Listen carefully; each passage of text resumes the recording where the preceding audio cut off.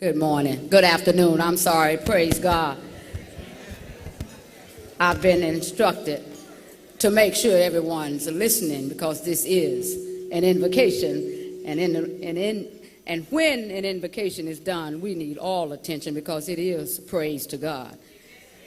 So we want to get your attention so that we may be able and ready to give thanks for what we're about to receive, and not just food, but the whole afternoon. In 2009, she received the Lifetime Achievement Award from the Black Business Association, and she didn't show up.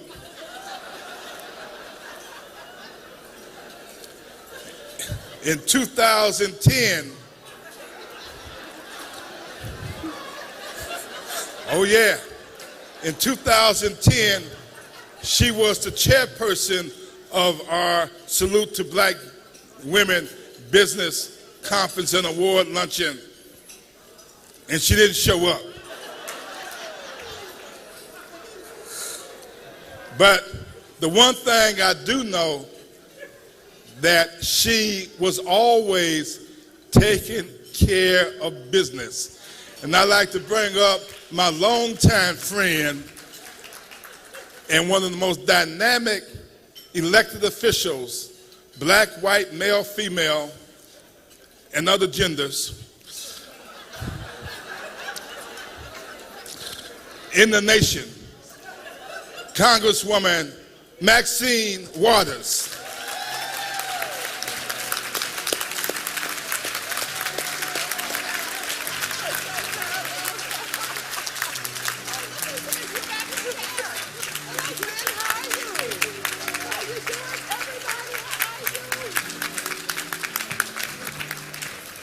Well, what an introduction.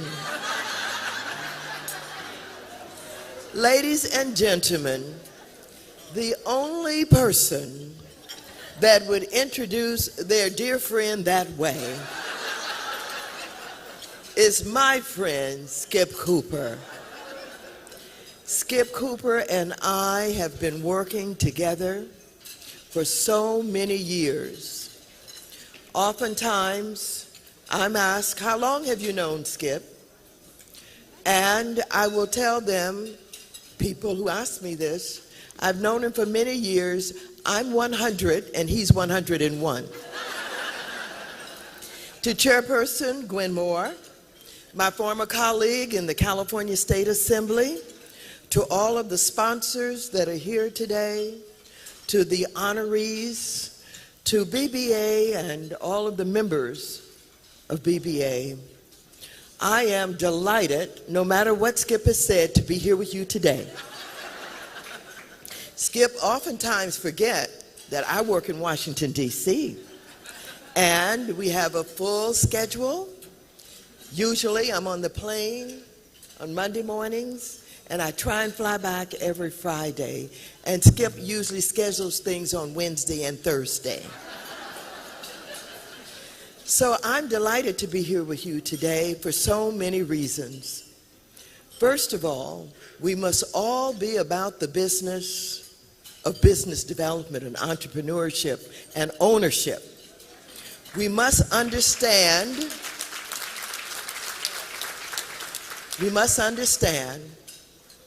that we cannot simply wait around for people to provide us with jobs. We've got to be the jobs providers. We've got to be the owners. If you ask Janice Harrod that, she'll tell you. She is the owner. She hires people. She understands business, and she's generous with the community in so many ways, helping to bring in young people, helping to train and developing young people, and helping to identify folks with talent that she could utilize in her business to expand and grow. Give all of the women business owners a big round of applause, and Janice as a leader, all of our women business owners. Skip, we had a little Women in Business conference to honor Women in History Month. And so we had about 300 women that showed up. Many of them just want to start a business, never been in business before, but they were anxious to find out about the possibilities. And so we must continue this. Your support is long-standing. You've always been there for women. And we'll give him another round of applause.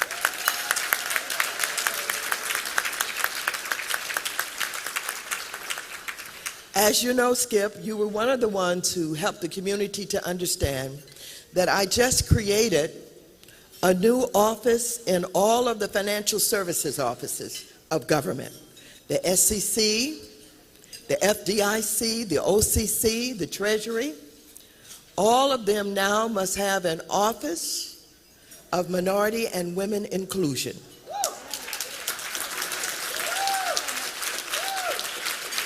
Those offices are now up and running. We got them in the Dodd-Frank reform legislation. And they all have directors now in federal government. They're responsible for diversity.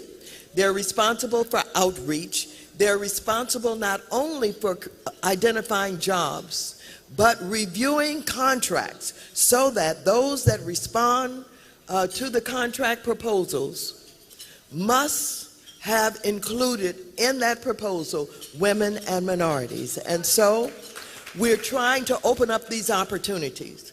When you deal with financial services, you will find that it's the one area of government that has been the area that lacked diversity more than any other area.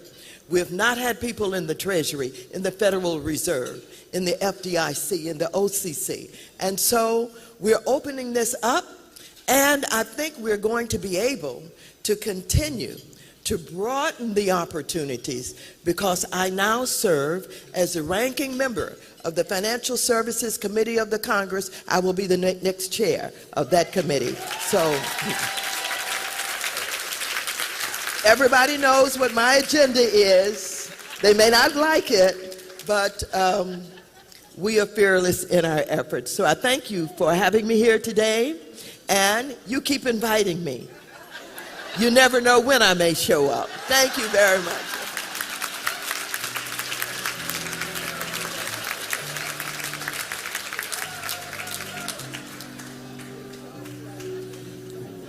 Now, I told you Maxine and myself go way back. I have to share this one story she forgot.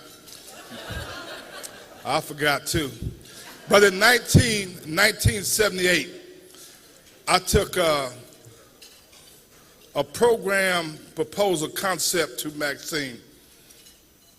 And Maxine said, "This is a great idea, Skip. We need to do this." Now, the concept was a business development center for women.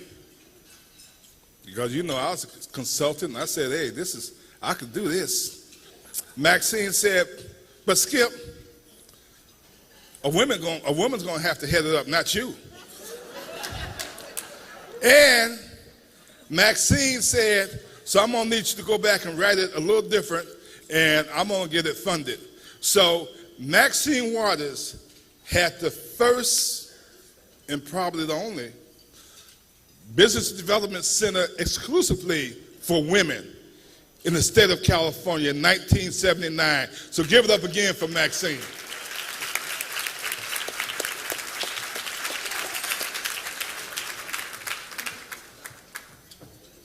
Maxine, it's always great to be in your energy. Thank you so much for your words today. By the way, the award that was given to Lindsay Collins was the Young Achievement Award, and the award given to Cynthia was the Outstanding Achievement Award. And now we go to the Community Service Award. And the Community Service Award recipient is someone that you probably all know about, Judge Mablean Ephraim.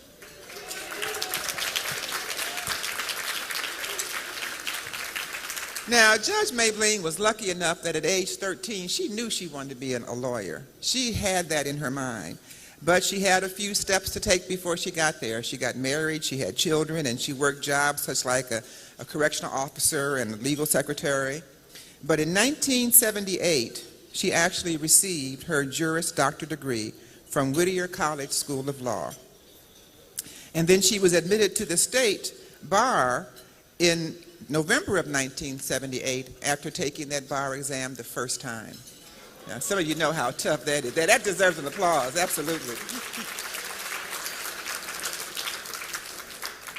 Then 20 years later in 1998, TV found her, and she found TV. And that's when the divorce court show was rolled out, and Judge Maybelline was the star, the judge, the actual one that made the decisions, that actually took actual cases. And the decision that she made was a final decision. Is that correct? Yes, yes. So, and right now she's doing a lot of speaking for women's conferences and a number of community outreach activities, but she's very well known for her work now with fathers.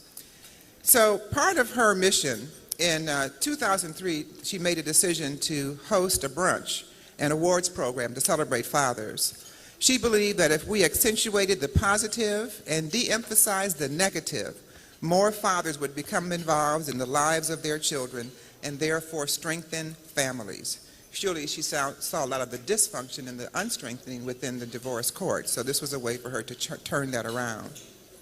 As a result, she founded MEF. Maybe I have that wrong. I may have that. My notes might be. You can correct that when you come up here. And it's in a scholarship and awards program, and the proceeds provide scholarships to current year high school graduates, continuing college students, and a special nursing scholarship named in the memory of her mother, Mabel Ephraim, who was called home in February 2010, just 3 years ago.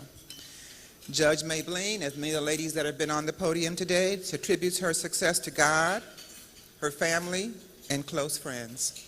Her faith, religion, and trust in God keep her, a mother of 4 and grandchildren of 10, keep her meek and humble. Please welcome Judge Maybelline.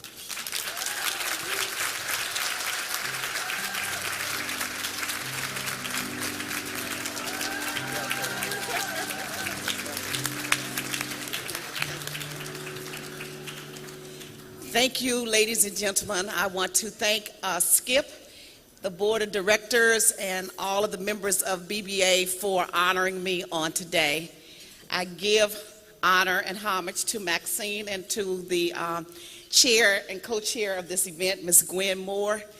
I am glad to be here. Unlike Maxine, Skip has been trying to get me to this event for the last 10 years. And I have always been out of town on a speaking engagement or otherwise engaged. So last year when he called me to come to last year so I would be honored, I said, Skip, I'm out of town again. But I tell you what I'm going to do. Put me down now for next year. And I'll put it in my calendar and you put it in yours, and then I won't be anywhere else and I'll be at the BBA. So thank you, Skip. We made it happen. Thank you so much. As I began to reflect, however, on this honor, I said, why?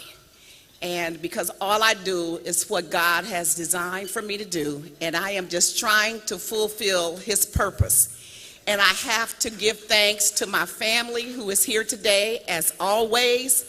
You rarely at table 10. And my cousin Marva, I see her back there at another table. Thank you so much. Because you rarely see me without seeing one of my family members, a sister, a brother, a daughter, a niece, a cousin, a nephew, or someone, because it is those people who are behind me for the good, the bad, the indifferent, the good times, the bad times. They're always there for me and have supported me relentlessly. I think they sometimes get tired of me. I feel embarrassed sometimes to say when I ask them to come to another event, and sometimes I pay, but they pay most of the time. But I want to thank you for this event. Community Service, it's a Community Service Award. I want to also give honor to all of our honorees that I'm sharing this honor with. And I was reading their bios. I said, oh, you people are really bright and intelligent. I do community service. What's that about? But the technologists and the engineers and this young lady, Lindsay, and Miss Pace, all I know you as is Miss Pace. So when I read about her, she's just always in front of your face with a camera, snapping for Pace News. I never knew your name and never knew what you did other than that news. So congratulations to you as well, and to Ms. Manley, and to all of you. As Skip said, and as the MC said, I do the Maybelline Ephraim Foundation. We do an awards program each year on Father's Day, honoring unsung fathers. It is my sincere belief that our community, it will be strengthened and even a better community when the fathers accept full responsibility for their role as fathers in our community. So to encourage this, we give awards to fathers who have accepted that full responsibility. And they are not actors, actresses, they're not anybody, politicians, it's just everyday fathers who go about their business not asking to be noticed and who often go unnoticed.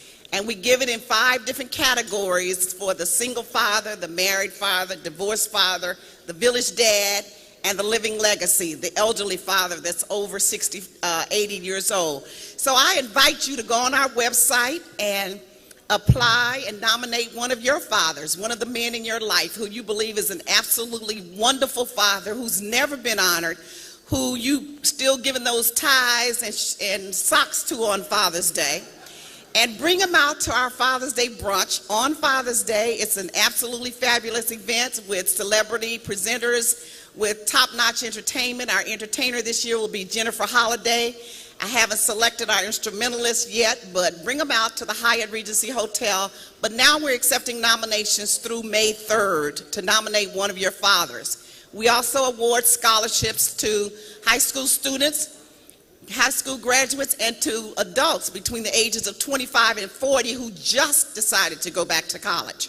So we want to encourage them not to give up on that dream that they had as a child, and for whatever reason they had to delay the dream, the implementation. I too had to delay mine. I didn't go straight to law school from undergraduate.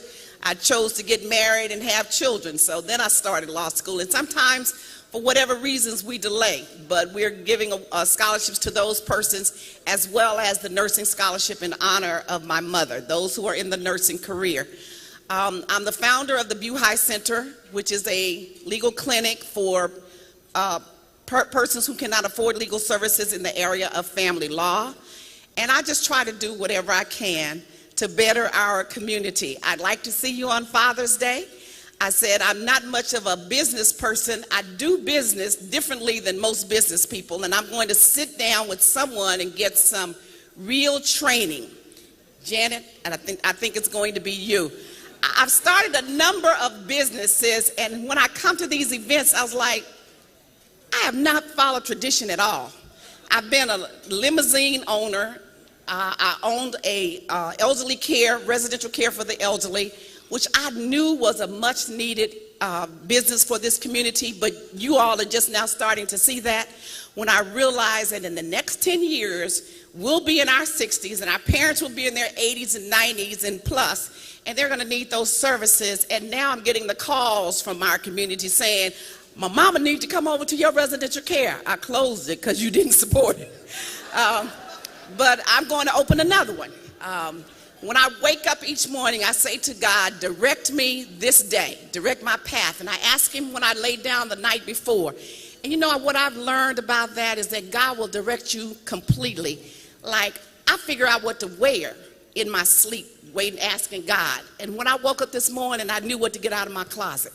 And he said, get that yellow outfit, and look how well it matches all of this yellow in the room.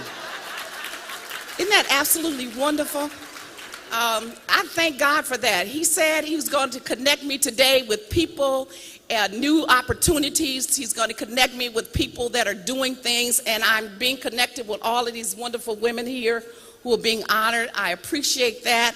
I was connected with the gentleman out there that's doing the cosmetics, and he helped me finish my makeup that I did in a hurry, and he, refined it for me. So I thank you for allowing me to come and to share and to be a part of this event. And again, my business now is speaking, and I've also begun a mediation business. I don't do a business plan. I just do what God tells me to do. So now I've started a mediation business because I have to reinvent myself since I'm no longer on television. But I say that I'll be back on there soon too. What you say? Hey, hallelujah.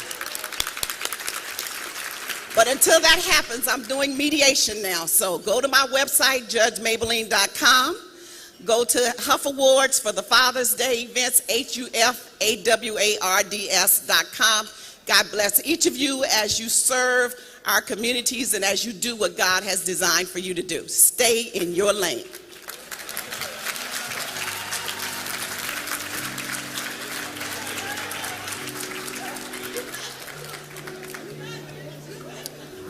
Thank you, Judge Mabeline. What a spirited group of women. The next one is just as spirited. You already met her a little earlier when she gave the invocation. Little tiny woman from Pace, Gloria Zervine.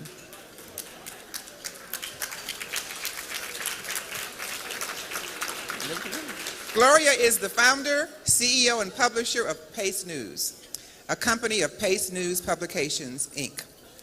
This is an independent newspaper with general circulation in the city of LA that Gloria started in 1995. She focused on local community news and other relevant issues relating to African Americans. In fact, the cake that you see with Lindsay's picture on there is a Pace News picture from yes it is, with Lindsay's picture on there. Now, almost 20 years later, Pace News is still pacing and serving the community. Many of you have probably seen it. Gloria is always there with her camera. She'd be here today around here with her camera if she wasn't here on the day as receiving her award. Now, what I didn't know about Gloria and learned today is that she's also a licensed minister.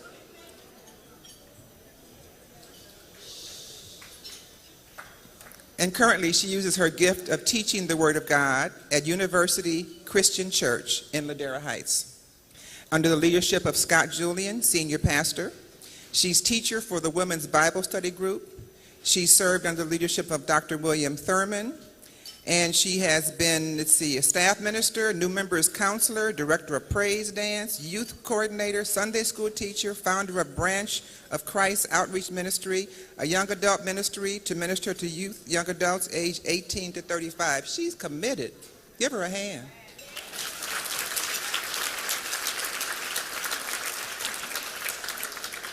She's also the founder, president, and CEO of Parent Action Coalition for Education. By the way, that's also PACE. It's a 501c3 nonprofit organization she's had since 2000. And it was founded for the purpose of helping youth and young adults with life skills and the prevention of juvenile delinquency. It's clear why she's getting the award for community-based business. Please welcome and honor Gloria Zervine.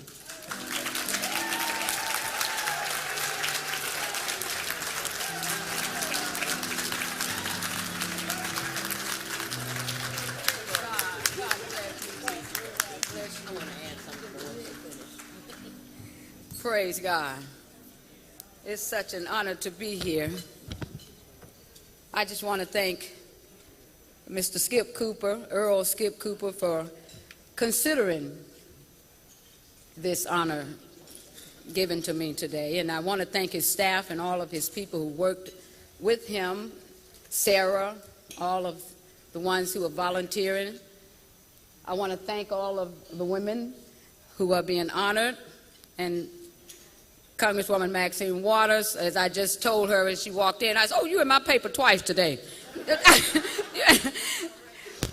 I won't keep you long like well, actually she's gone now, but you know, the one that used to marry everybody. What was her name? Which one was it that married all the time?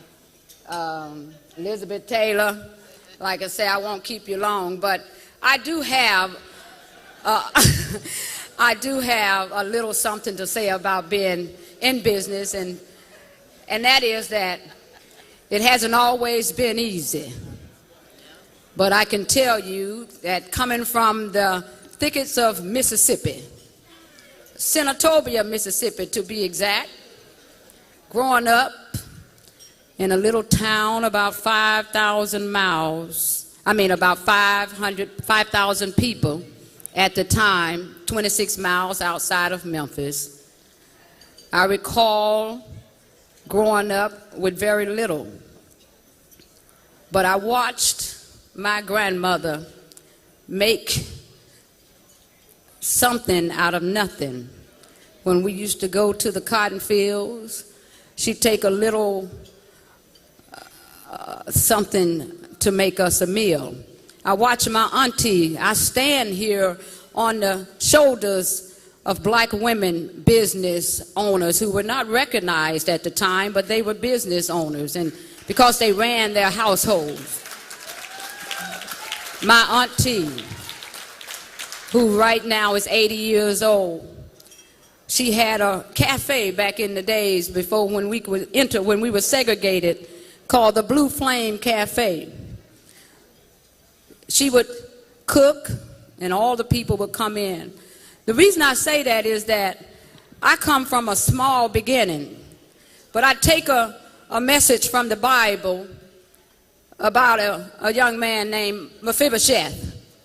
And I don't know how many of you know about Mephibosheth, but Mephibosheth was, in fact, Jonathan's son, who was David's best friend. And Mephibosheth, who was also Saul, the first king's grandson, was lame in his feet. And being that he was lame in his feet, he was languishing in Lodabar. And it was after David had gained his kingship that Mephibosheth, who was languishing in Lodabar, was inquired about. And David said, "Is there anyone in Jonathan's family that I can show kindness to?" And I'm reminded of that when I was told that I was going to be an honoree, because I'm reminded that, like Mephibosheth, who was languishing in Lodabar, for so many years I've been running this newspaper feeling like Mephibosheth, languishing in Lodabar, languishing in Los Angeles, working hard day and night, languishing to get the paper out every week, day in. And so like Mephibosheth, who was thought about, not just thought about, but thought about by the king, Mephibosheth, David said, and Ziba told Mephibosheth, told David, said, "There's one left." Now Mephibosheth was lame in his feet because at 5 years old, Mephibosheth had fallen from his servant's hand and broke his feet. And so he was lame in his feet. And he was languishing back, way back in the poverty and nothingness. And yet, on the mind of a great King David, Mephibosheth was thought about. And David said, Mephibosheth, as he came, say, "You will eat at my table for the rest of your life." And so I use that story and I reflect on that story because here I stand from the thickets of Mississippi, a hard way, a no way hardly.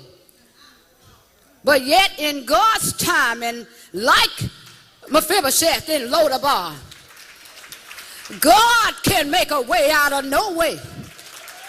God can raise up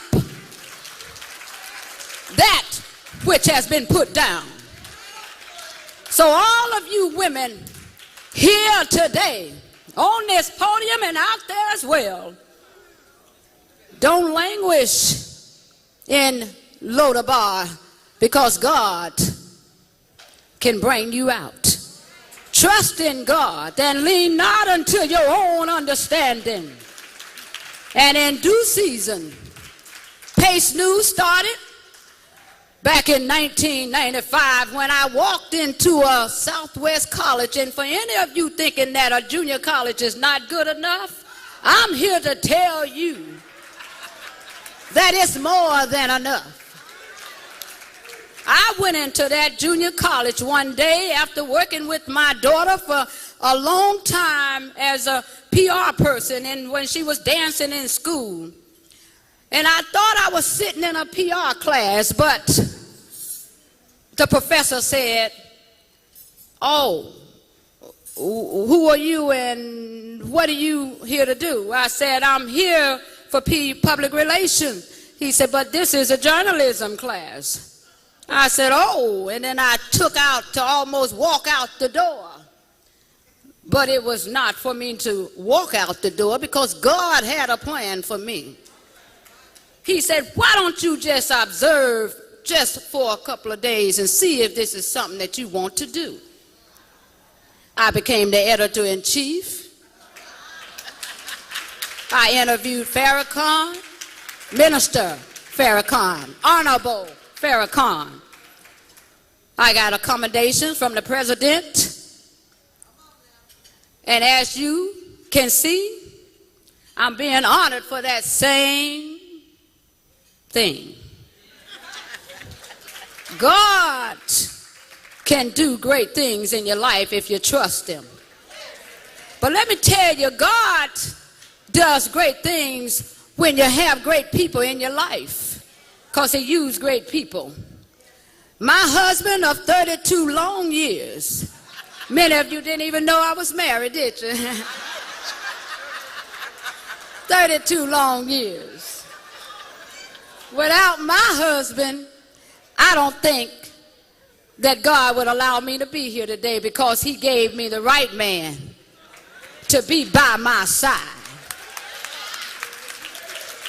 He is not here today, but he's always with me all the time. He has stood by me through thick and thin. When I started this paper, and I'm not going to take long, I'm going to get ready to move on to my seat and make room for others. But let me tell you something. When I got married years ago, before I started it, because I had a lot of businesses. For all of you out there who have started businesses and stopped businesses, don't give up on your business. I had a toilet cleaning service one time. My husband, I started the toilet cleaning service because you know why? Because when I asked my husband when I first got married, I said, "Honey, I need a few dollars." He said, "For what?"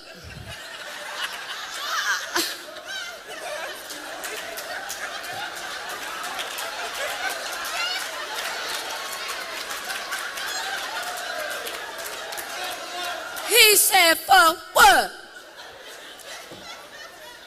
I didn't say another word. I went upstairs. I took my 6-month-old baby upstairs to the neighbor. I said, "Y'all hold my baby. Hold my baby till I come back." Our baby it was. Our baby. I put on my Potor Swap pumps, walked, didn't have a car, from business to business. Said, "I can clean your toilet service, your toilet room. Just pay me once a month." Using your wisdom and diligently in God giving you the knowledge to use what you have. I went in Ladera Travel Service, that's no longer there.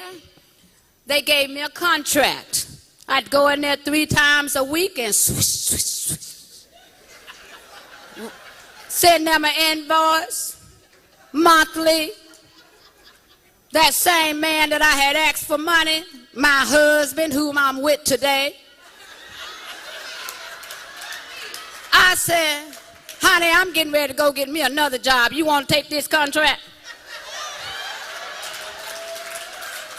My husband and my daughter worked that contract for about 12 years. That's what I'm telling you, what God can do. Never give up, and he won't give up on you. God bless all of you. Thank you.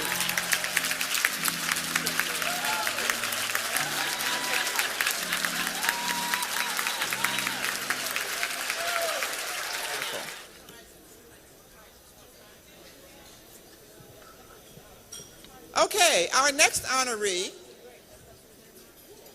will receive the Executive Leadership Award, and this is Robin Hughes.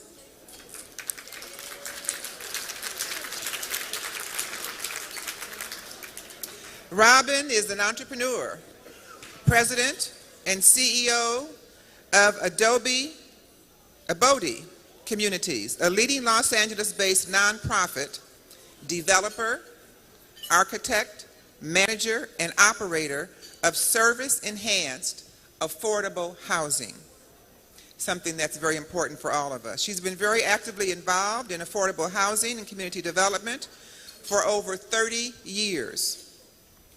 She's been 17 years as executive leader of Abode Communities, and she's developed 37 properties, created new affordable homes for over 7,400 California residents.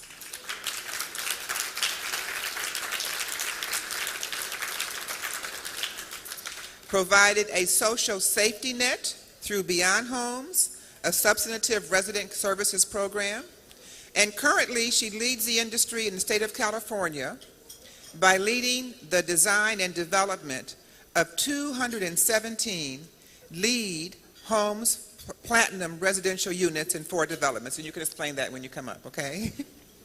Now, in November 2008, she was recognized as Huffington Post's Person of the Day. That's very notable. Give her a hand.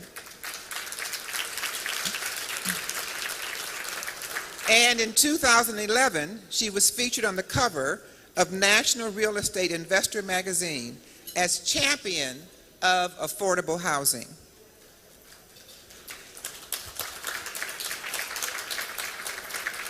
She is a graduate of University of Southern California and Harvard University. Please welcome and honor Robin Hughes. Robin.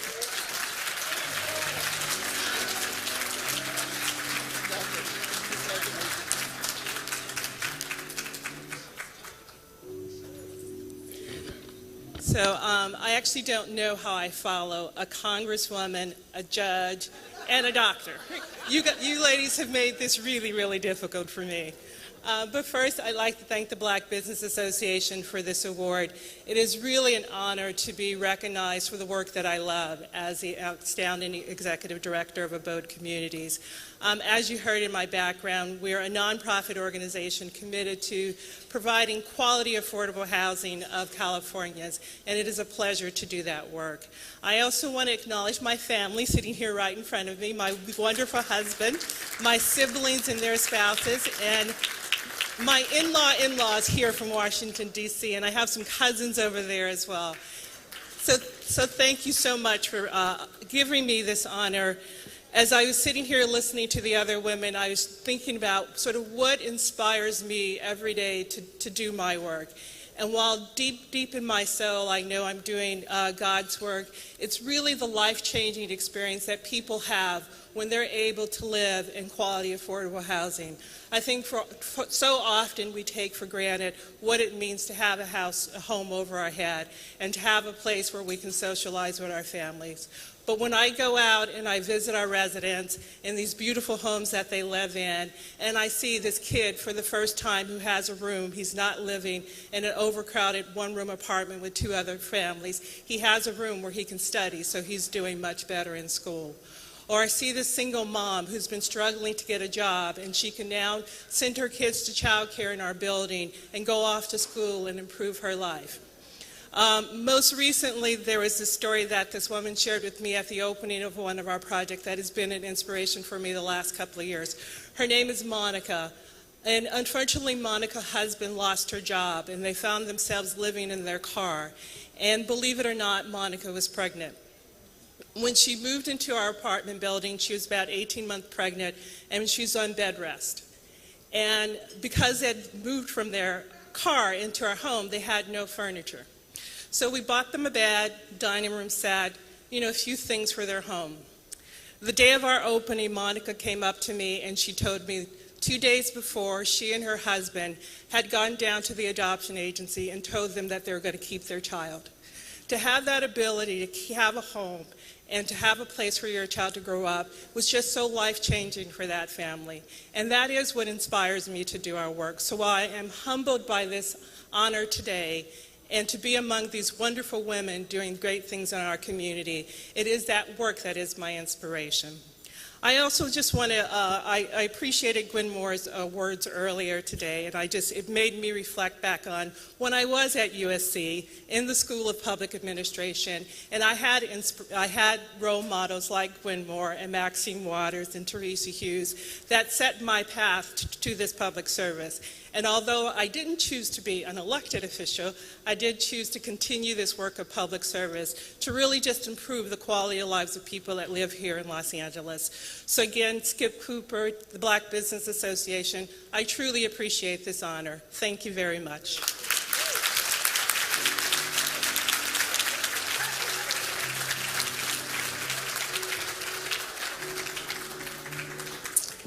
Thank you, Robin. I need an all-points bulletin for Skip Cooper, please. Can someone step out and find him for me, please? Because he's up next in doing the award presentation. In the meantime, I would like to remind you to purchase your raffle tickets. Yes, raffle tickets are available, 1 for $5, 3 for, let me see, do I have that right? 3 for $10, 5 for $20. And a number of phenomenal awards and prizes are available for you. There is a limousine, a 3-hour limousine service, 2 nights at Sheraton Gateway Hotel, and a number of other activities that they have available. Just a moment, please.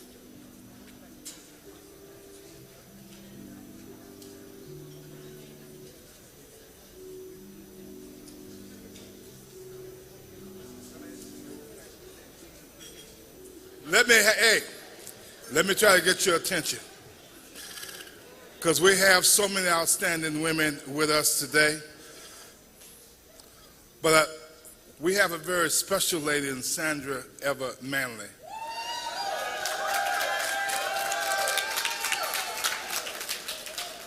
I don't know where to start, but I'm going to start when I first became a Sandra, because I didn't know who she worked with, who she worked for. But Sandra was the president of the Beverly Hills Hollywood chapter of the NAACP. And Sandra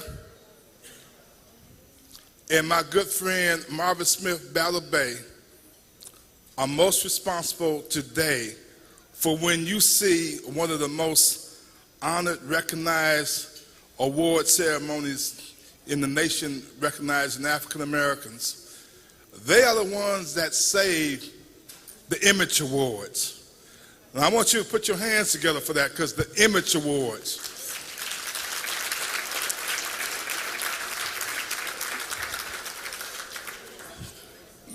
They have not been recognized. It's not in the history books. But Sandra and Marvin Smith, when you look at the Image Award, now we got the people from Baltimore. They coming out, they want to be with the stars and what have you. But it was Sandra and Marvin Smith, and I have to be mindful of my good friend Maggie Hathaway that really got it started. So again, we're talking about black women.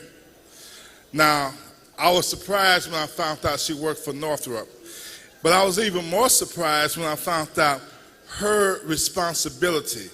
She was one of the highest ranking African American females in corporate America, and she still is.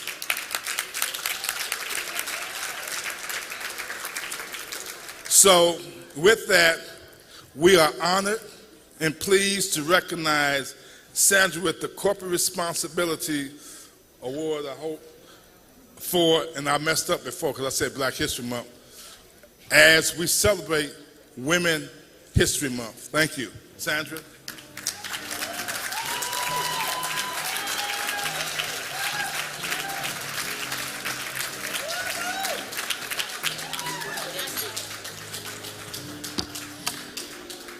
Thank you, Earl Skip Cooper, to Janice, to Wanda Austin, and because you're honoring STEM, I would be remiss if I did not give honor to Dr. Wanda Austin, who is the president and CEO of the Aerospace Corporation.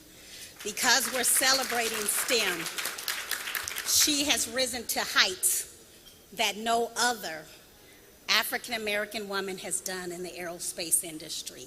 She's responsible for things that allow us to reach satellites and the GPS systems, that technology. To know that a black woman heads up the Aerospace Corporation, I would be remiss as we celebrate STEM to say thank you, Wanda.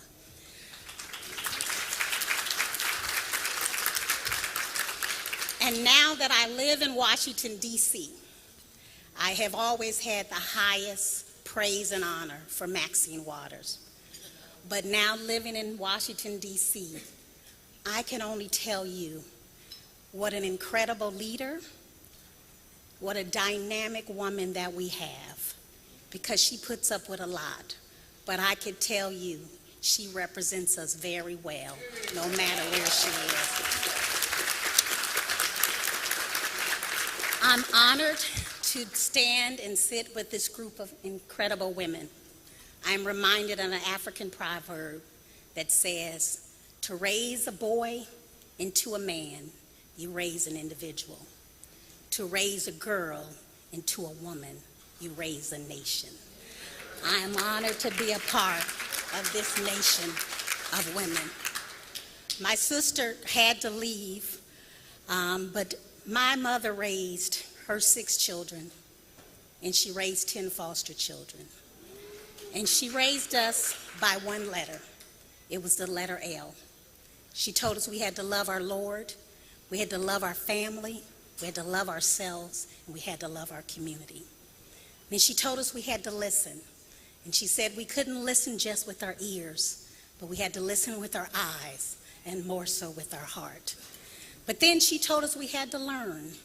And she said learning is not just in the classroom, but it's in the lives of individuals that you meet along the way.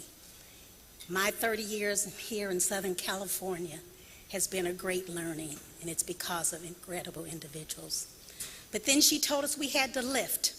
She said it's better to lift others up than to tear us down, to tear them down. Earl Skip Cooper has been lifting black businesses in this city.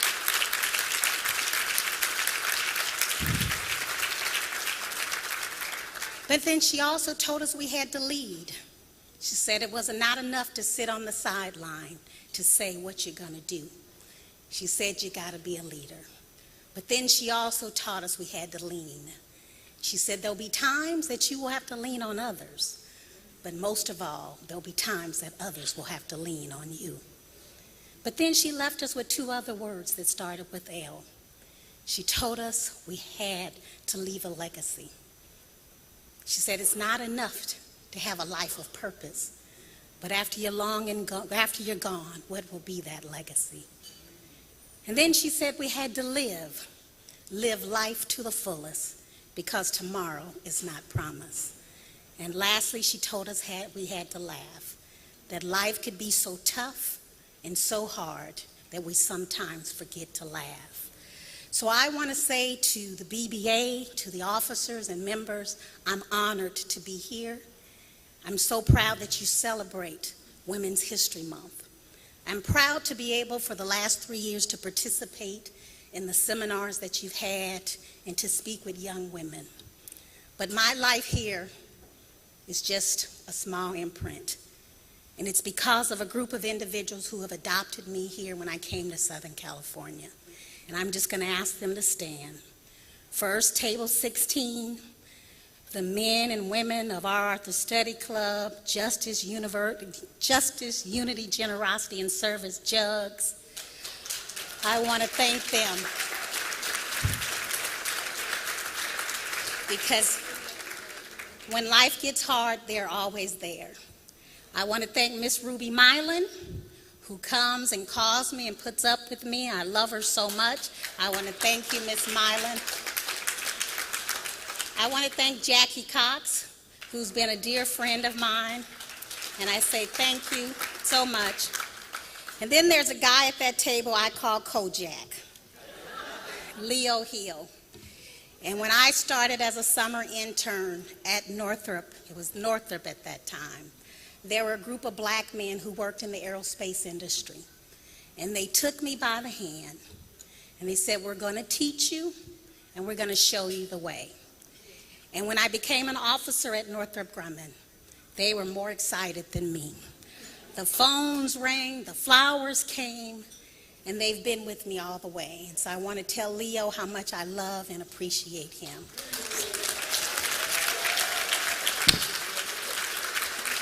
And as I prepare to take my seat, there's a group of individuals at Northrop Grumman who've embraced me.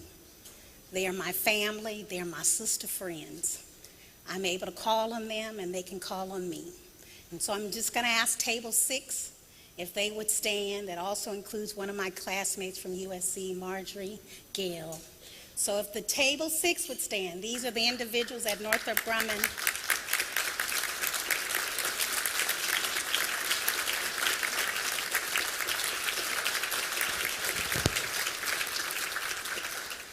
So as I take my seat, I've just celebrated a year in Washington, D.C.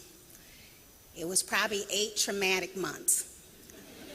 And the congresswoman was saying, how are you doing in D.C. now? And I said, I'm at peace. And I am truly at peace because I know I serve a God who will be with me no matter what.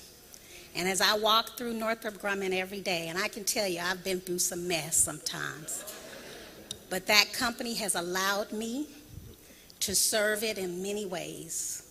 It has allowed me to travel around the world. But most of all, it has allowed me to make sure that I can reach back into the community to give back. So I'll take this award as one of those L's that I've got to now live up to it. Thank you so very much.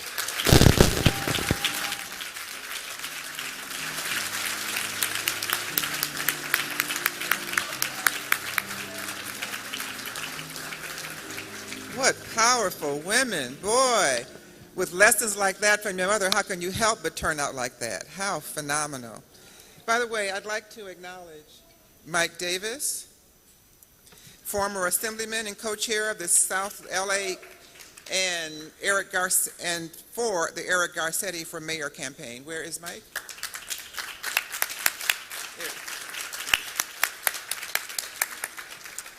Okay, I'd like to invite Skip and Gwen to introduce the next honoree. Gwen? Okay.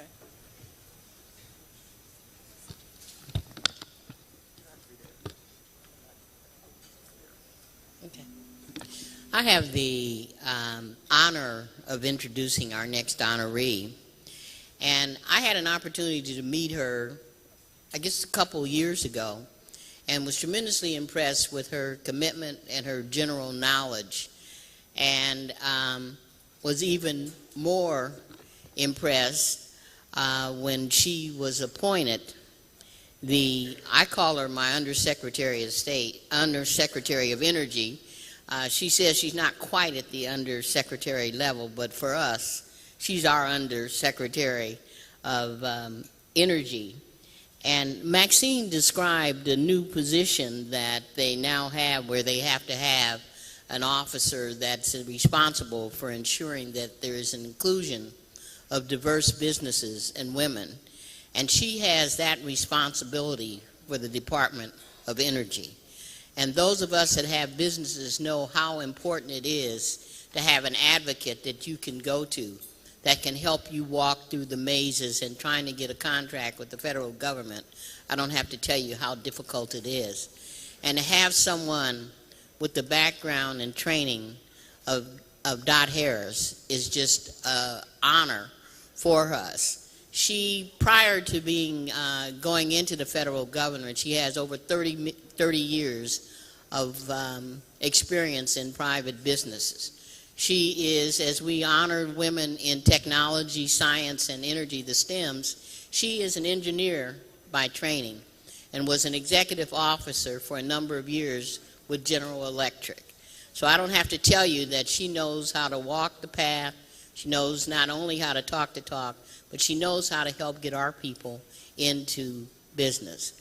Please help me welcome the Honorable Dot Harris, our Undersecretary of Energy.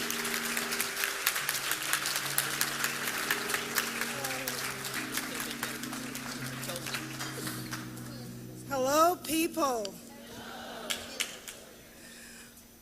Life is not measured by the number of breaths we take, but by the moments that take our breath away.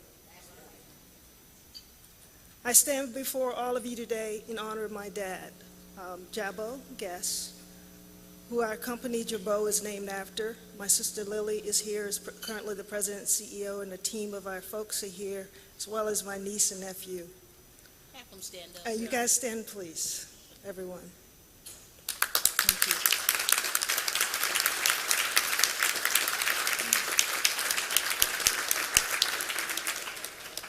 You know, if we think about the industries, the energy industry is probably one of the most important industries in the world. The Department of Energy is a $27 billion energy agency. It is only second to the Department of Defense in the number of contracts it gives. If you add the loan contracts we give, it's $36 billion. Well, God has allowed me to be the highest ranked woman of color in all of the Department of Energy.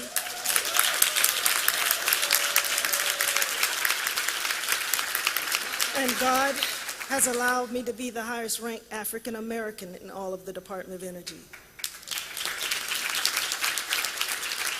Now, let me just talk with you for a moment. If you look at the fact that the energy industry, and you look at the fact that African Americans in the energy industry, our family in your neighborhoods spend on an average of 40 cents for every dollar spent on either some energy expense, whether it's warming their home, their vehicle, taking the bus. Now, if you think about the fact that the number of jobs that will be created in this United States, especially with the Shell oil, for example, which will probably make us very independent of any country probably by the year 2030.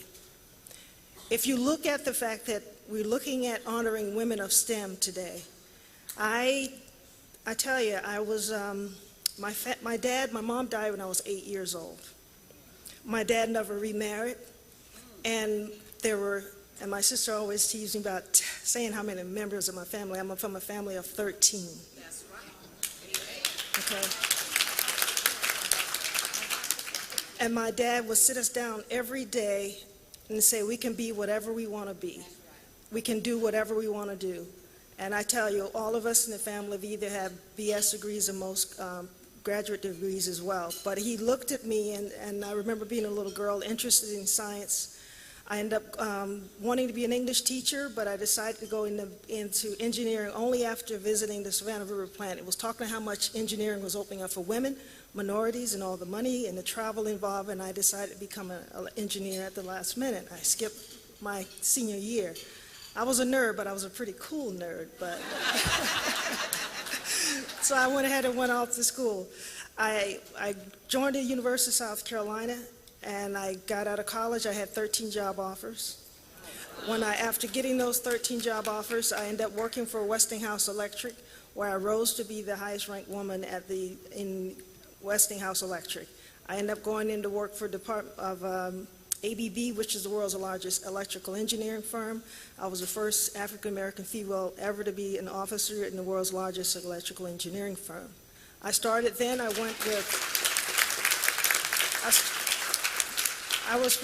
was attracted to come to GE Energy, where I was one of the highest ranked women of color at not only in GE, but in our GE Energy office. And that was a time on January of 2011, I got the call from the White House where they wanted to nominate me into this office. This office coming in, matter of fact, this weekend, a year ago, marks my anniversary for being confirmed by the U.S. Senate. So,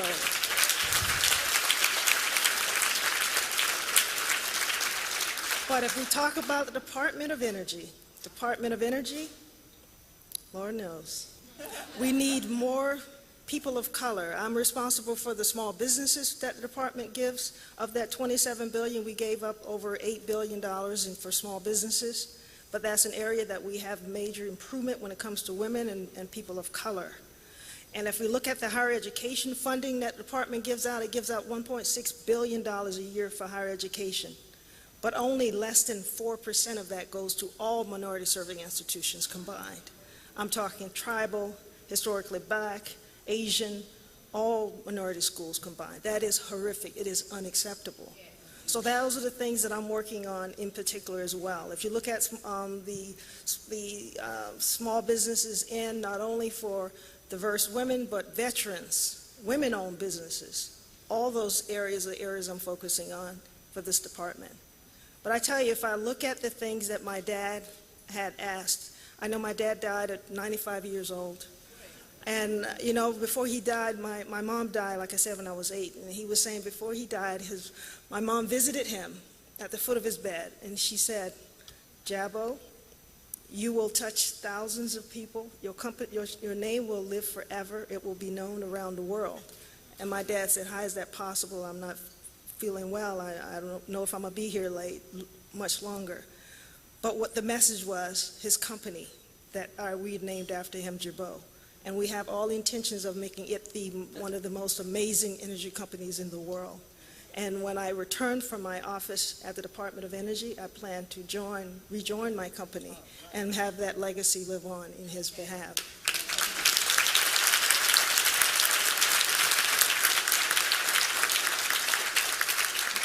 But I want to close by talking about STEM. I was at the White House about 3 months ago.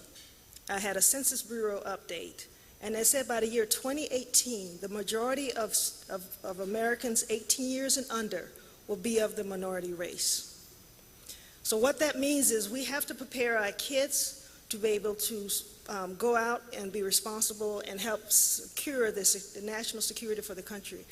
We are at a national security risk because we do not have enough STEM educated professionals, we don't have enough STEM interested students, and we do not have a very well established STEM workforce. So it will become, when Russia can produce more engineers in the US than Houston, we have a problem. And that's the state that we're in. So it's more of a national security, not only that, but also an economic issue for this nation. So we have to focus on STEM. We have to encourage our kids. Any kid, when you leave here today, ask them a question for me. How well are you doing in your math and science?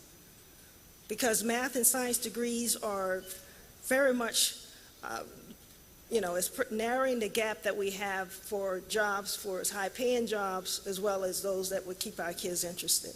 So we have a responsibility to go out here and mentor. Mentoring has not been mentioned today, but mentoring is probably by far one of the most important things that we can do. Not only for mentoring our other professionals, but our students. I just left Argonne National Lab a couple of weeks ago. The president was there last Friday. But I spoke to over 100 girls. I went into the south side of Chicago speaking to our young girls. And I tell you, they're interested in STEM. We have to keep them motivated, and we have to keep them engaged. So in order for us to take the lead, because understand, I look out here, I see beautiful people. And do understand that we are from the best of the best of the best of the best. Now let me close, let me tell you what that means.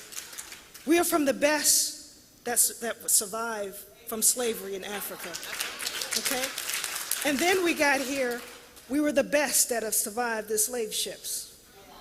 And then we are from the best that got through the whole slavery in the US. And as a result, we're looking at the best of the best of the best. And if I stand here before you, there will be no other gender or race. I am proud to be an African American woman. So as we talk about, so there's nothing more brilliant and more beautiful and more intelligent than a black woman. Okay? So do understand, we can do all that we can do. We have to do all that we can do in order to secure this nation, take care of our kids, and make folks accountable. Because at the Department of Energy, the diversity will improve. And I tell you, I have no fear. I only fear God. So my point at the Department of Energy, I will do whatever I need to do to step up and make sure women, veterans, minorities, all folks of color have their seat at the table. So I promise you that, and thank you so much for this award.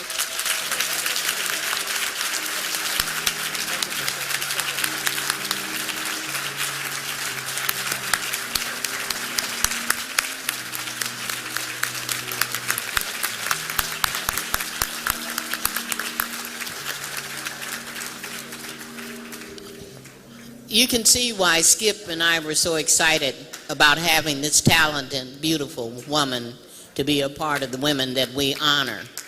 And engineering is certainly something that we need to encourage our children to do. And the black engineers here in California were doing a seminar for young students, elementary school students. They have a camp. And one of the things that they found was that most of them were not interested in engineering until they found out that it was an engineer that developed the iPod. So it just goes to show you that the more we have to expose our children to things so that they understand the dynamics of things so that they can take advantage of opportunities that exist in this country. You start it. I'll finish it. Takes two. Woo. How you doing?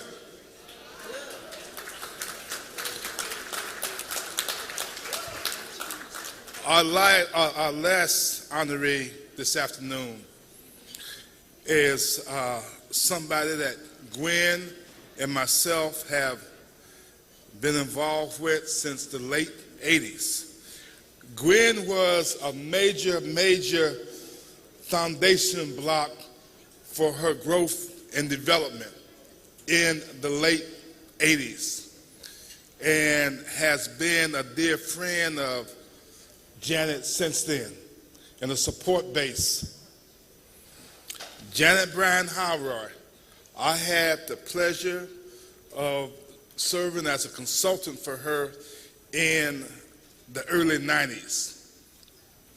Now, one thing I can say about Jan is a very hard, committed worker. One thing I also noticed about Jan in terms of her commitment to the business of taking care of business and servicing her clients and her customers. And if you looked at her entrepreneur accomplishments, you would think that's all she was focused on. But, and I'm not going to take a lot of time because Jan is going to do it. No, she's going to talk about what I'm going to talk about, but she's going to do it in a better way. Because, see, Jan had a number of family members working for Act One. And I'm going to say this. They had to work harder than the regular employees. They had to perform. But one thing I can say, the most important thing to Jan is family and her family. And the business is the business, but Jan is about family. Business is part of family, but Jan is about family. And I am, and Gwen and myself, as I said so many times, we are so pleased that Jan is here. Jan was out of the country, and she was scheduled to return next week.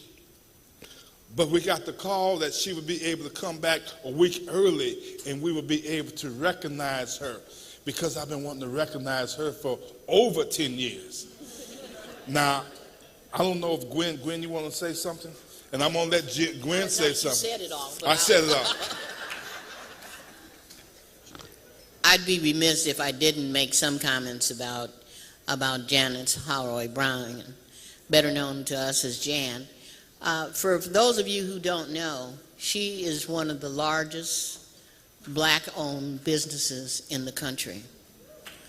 Her company does well over $1 billion a year, and we've watched her grow here in California.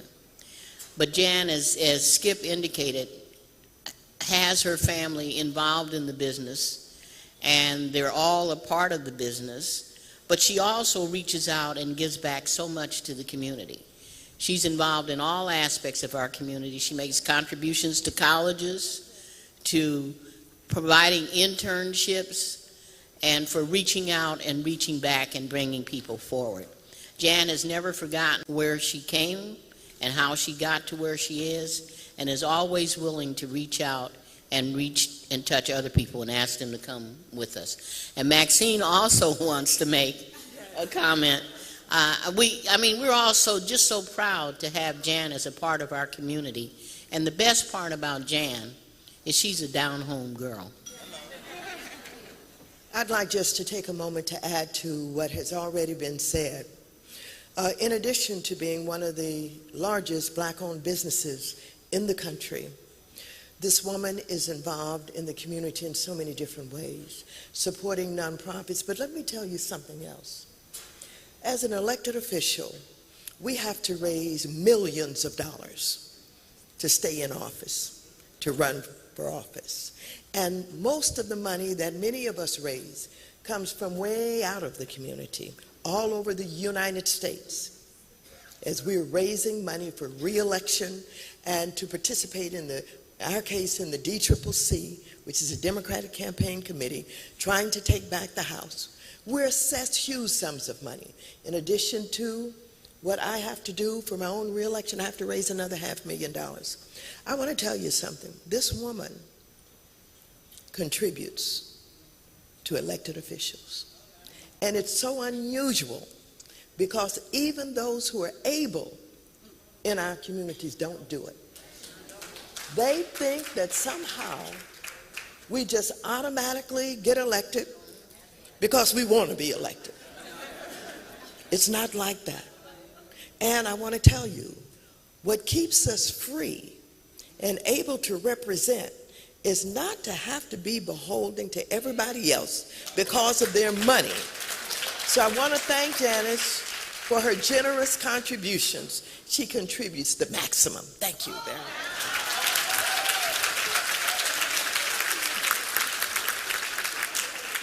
So without further ado, please help me welcome my good friend and a real champion in our community, Janice Holroyd Bryan.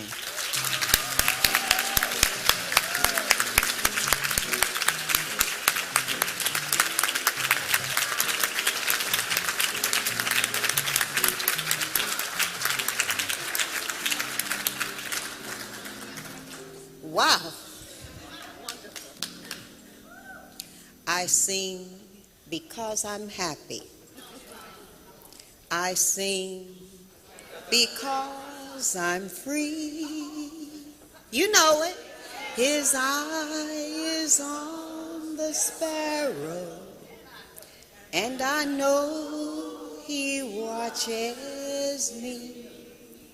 And then sometimes Mama also used to sing to us because it was Daddy's favorite song and it helped him to transition. I love you, Daddy. She would sing, Lord, help me to hold down. Some of y'all don't know that because that's talking North Carolina gospel. Lord, help me to hold out until my day is come. And then sometimes when I would sing to my babies, I'd go back to what we used to sing around the house as well. You see, we sang in the wintertime. We had high ceilings and heat rises. So if you're sitting low to the ground, you got to sing yourself into some warmth. And we would sing, we'll understand it better by and by. Now, if you think about those three songs, you know just about everything that's helped me to get to where I am in front of you today. I have a friend who's also a spiritual advisor, and his name is J.L. Armstrong. And from time to time, y'all know J.L., right? From time to time, I like to buy real estate. And as I bought properties around Los Angeles and properties around communities outside of Los Angeles, if they're in driving distance, inevitably J.L. Armstrong will show up. And he'll bless the building for me. And one day I bought a building that appears to be part of Toyota's campus. Many of you may have driven by it and thought it was Toyota. And I called JL and asked him if he could come and bless the building. And he couldn't come that day, so he had to come during a work week. You remember Gail? JL came over there with his Bible and pulled his little banner out of his, put it around him and said, I got to make this official. And I said, Jay, aren't you afraid that Toyota's going to see you out here just blessing the building? Because y'all know he's employed at Toyota, but JL taught me something. JL said, I work at Toyota, I work for the Lord.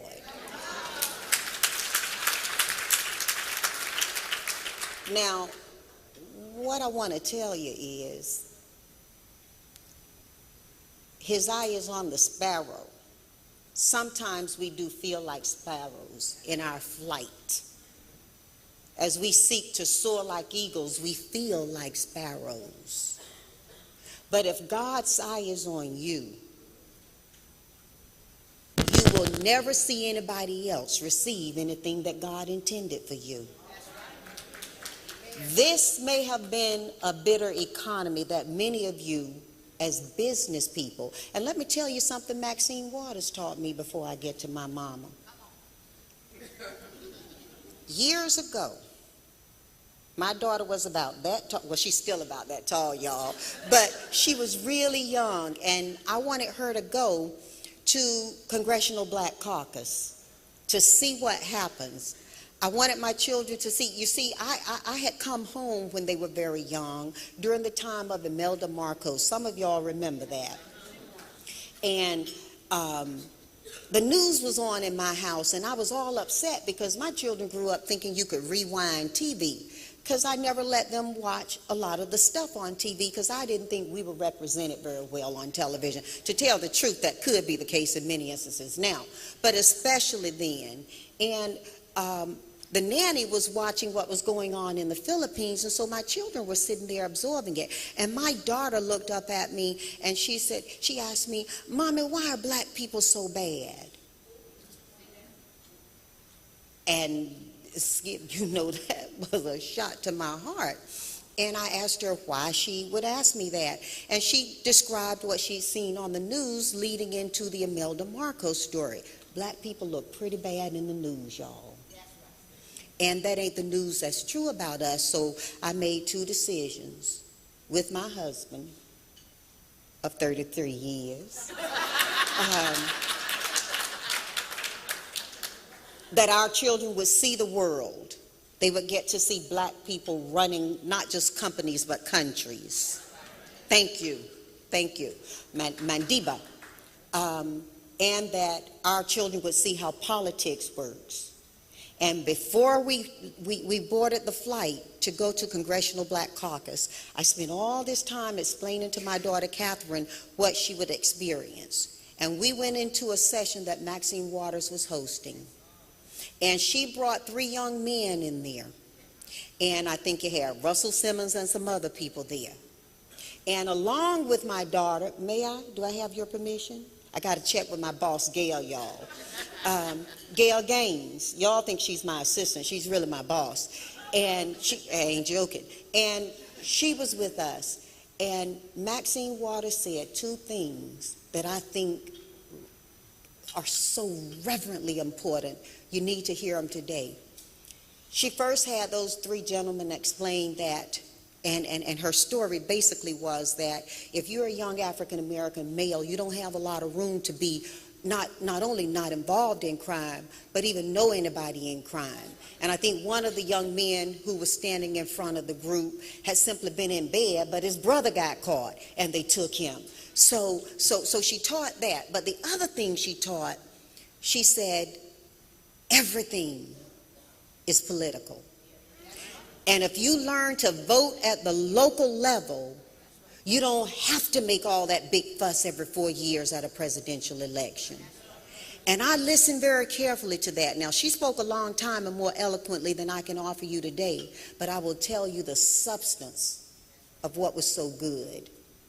My daughter listened to her, and my daughter got involved in politics. And my daughter started to support people. So when you talk about giving, Maxine, you seeded that by educating. You seeded that by educating.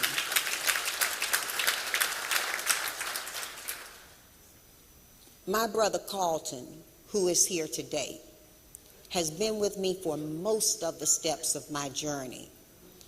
And Carlton has opinions politically, sometimes that are expressed more strongly than mine, sometimes they are not as delicately as Mother taught us to speak. But he said something that my sister and I were talking about on the way this morning at my home.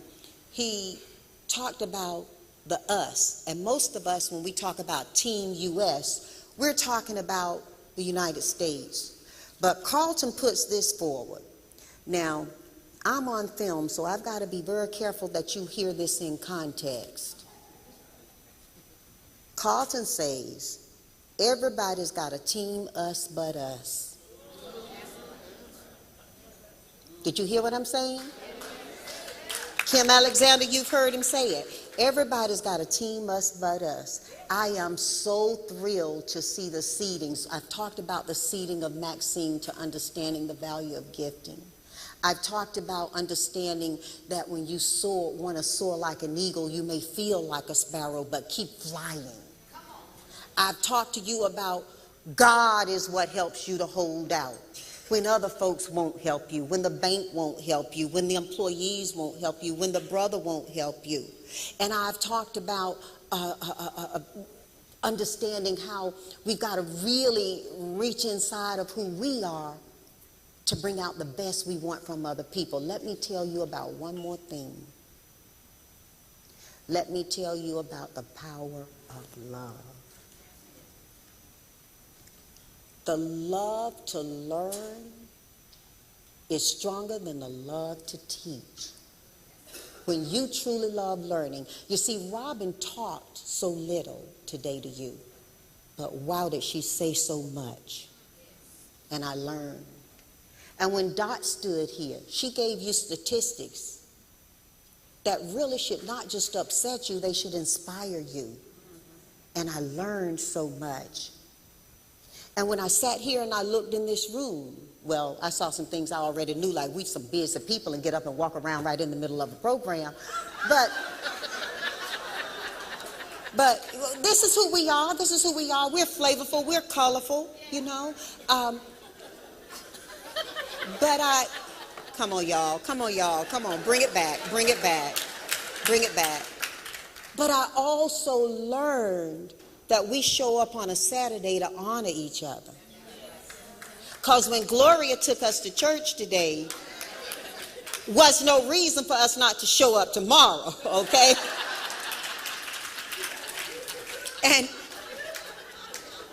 And so understanding what's been important to me as I've traveled my journey, if it matters to you, is also understanding that love is the stronger.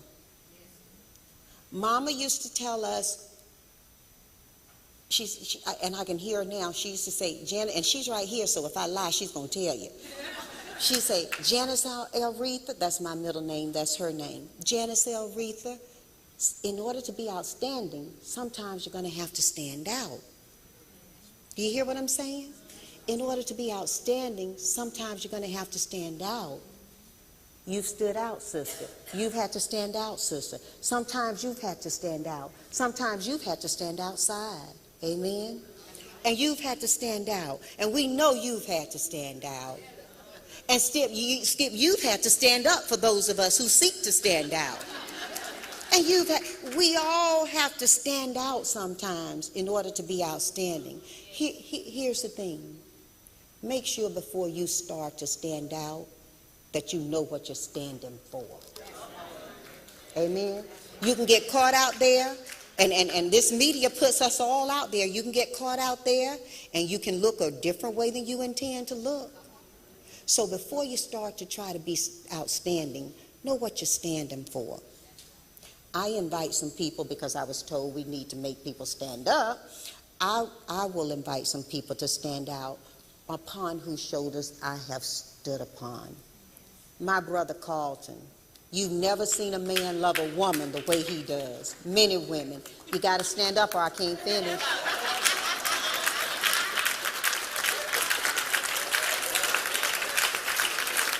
Okay, we're gonna do it. We're gonna do it. We're gonna do it quickly because you know we are near the magic hour, and my boss Gail Gaines. She's the one who tells Tina which checks to write, ain't she, Skip? And Tina Bryant, my niece. And my sister, we call her Zest. Her name is Linda Maudlin. She's the most radical woman in the world, Maxine. And when Mother's not around, she's even been known to use some of the same language Carlton uses. And she's also a personal mentor of mine. She mentors me. My sister Trish, a brilliant engineer.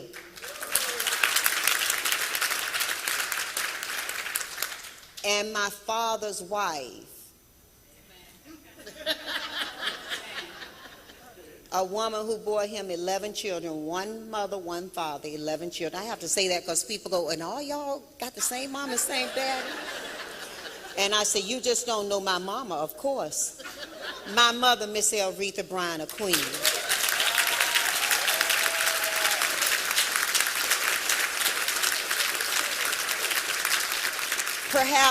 Perhaps for more than any other reason, I stand here because of my mother's teaching, and I'll invite you to repeat it after me. Walk trusting. You know, we've all spoken from a point of faith. Faith without works is dead. You got to work, y'all. You got to work.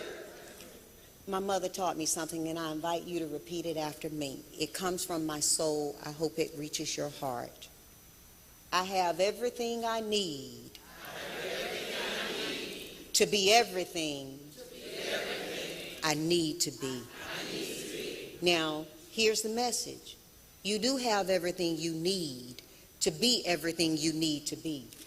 If you're trying to be something you don't need to be, you're not going to get there.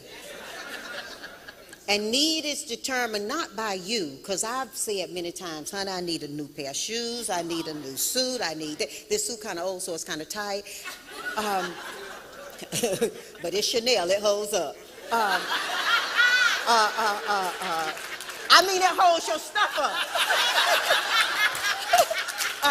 But come on, come back, cause don't get it twisted. My sister Trish taught me that I can go into Target and buy some stuff too, okay? And we've done it, haven't we, Trish? But here, come on, y'all. I have everything I need to be everything I need to be. I have everything I need to be everything I need to be. I have everything I need to be everything I need to be. If we are not where we need to be, we are not utilizing everything we have. Amen.